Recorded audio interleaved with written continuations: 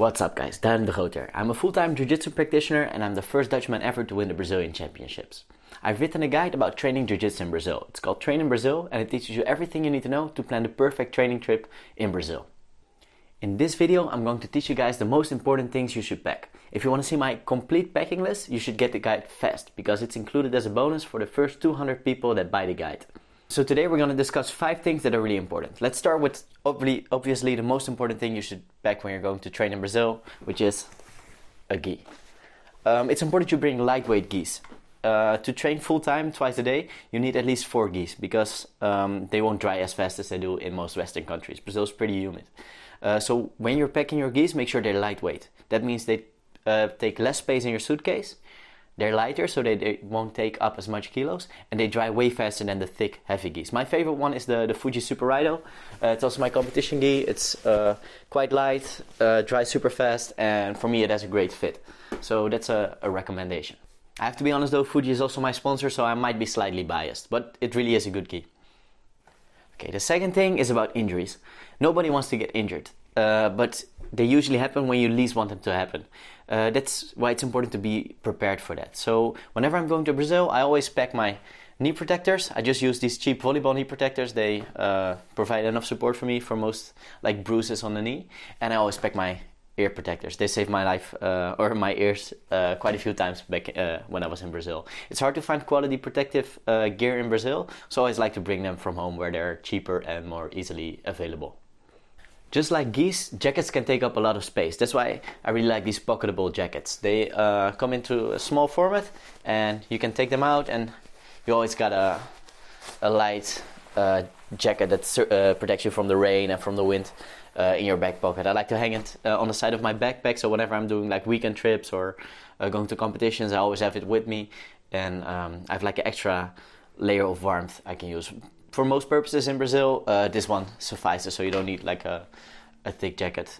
Some climates or some seasons do ask for heavier jackets that are a little bit more protective against the heat, against the cold and the rain. But for most climates and most seasons, this thin Pocketable jacket suffices. A really important thing to bring to Brazil is earphones. I always bring at least 2 pairs.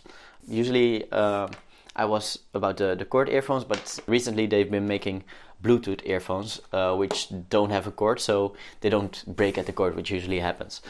Most of my earphones will last about 3 months, so it's important you bring an extra pair. It's hard to find quality electronics in Brazil, at least for a fair price. Usually the quality electronics are imported from other countries, and they have to pay a lot of taxes, so when you buy them in Brazil, they're going to be really expensive. So it's always smart to bring at least 2 pairs of headphones. That way you can always listen to music and zone out, because you might need that in Brazil, which is a very collective culture. So I always found that earphones could help me like find some rest throughout the day. One of my absolute favorite things to bring when I'm traveling is my e-reader.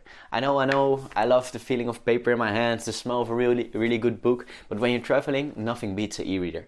It's lightweight, it fits a lot of books, and if you know your way around the internet, you're gonna find some ways to get free books on that. It's also the perfect way to read my guide, Train BJJ in Brazil. If you want to learn more about it, check out this link right here. It's gonna teach you exactly what's in that guide and how it can help you plan your perfect trip to Brazil.